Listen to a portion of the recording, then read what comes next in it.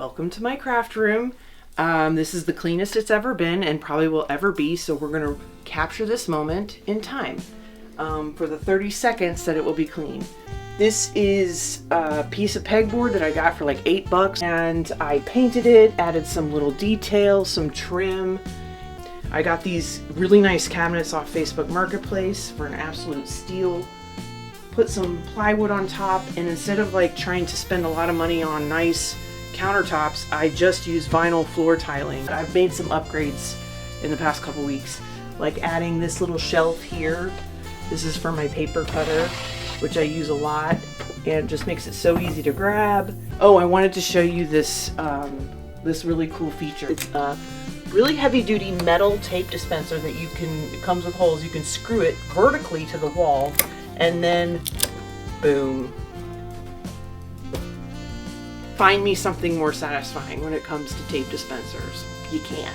And this is my work table. I was very fortunate. I got this for $40. It's like where I spend the majority of my time in life. I also added some decorative touches. This is the miniature couch. If you're a fan of the show, you're familiar with the drama and pain that I went through to make this couch. But I think it's important in your craft room to not just have everything be utilitarian, also have little things that bring you joy, little pieces of decor. Here's a little bird that my niece made. So I got this curtain and I cut it, and the reason I put a curtain here, one, because it looks fucking adorable, is because also I wanted to protect what's behind it, which is my fabric library. Okay, and this is only just a part of my fabric. I made my notebook making station. And this little display rack I got at Joann's, because as we know, it's gone, or it is soon to be gone depending on where you live. And this was where they sold, if you recognize it, you know this is where they would sell sewing patterns. And I bought a couple of these little display racks, and it's perfect for my notebook making. I made this by hand, and it was super cheap and easy to make. These are Lincoln logs. That's a Lincoln log holding up the rod. And that is delightful. Oh, I put these vintage, I've had these forever. I like bought them at a flea market in Brooklyn, you know. Oh, I got some vintage coat hangers. I'm gonna do something with them. Finally, practically 20 years later, I've got them as a decor in my craft room.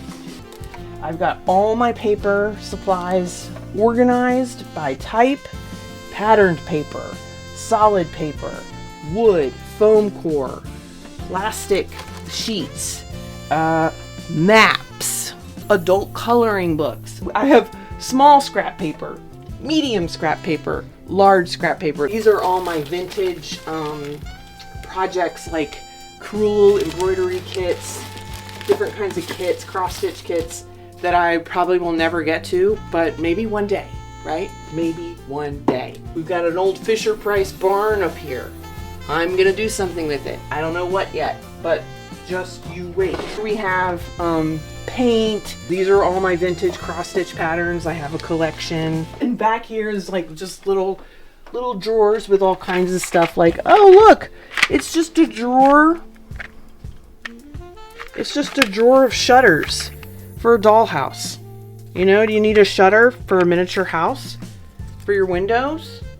I've got some, and I know where they are. You just let me know, I'll find it. There's my little sewing machine. I do all my stuff with the most basic sewing machine on the market. When I one day get a nicer sewing machine, I'm gonna realize how much of a pain in the ass it is to do things on this. But the other thing I got at Joann's clearance were these little like cardboard things where they put the wood letters, and I made this my thread organizer, just right there in the drawer whenever I need it.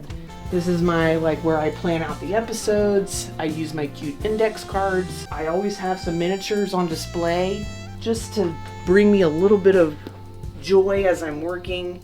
This is my desk area. And then finally, this is where people can hang out. When I told my family I was going to put a bed in here so that it would also serve as a guest room, they were like, how are you going to fit a bed in here? And I was like, just you wait. And I made it a couch to hang out on. I feel like I'm on an episode of cribs, like the most grandma version of cribs possible. Sorry, I don't have a Scarface poster. This shelf has sort of started to become a little delightful area where I've got like a couple miniature scenes embedded in the bookshelf. I always want to do things with lighting in here. Like, look at that. It's a little candle, and this is a little hanging lamp that I made. Oh, I made that with a cap. That's like a cap of from something like soap or something, and I put a little LED light in there.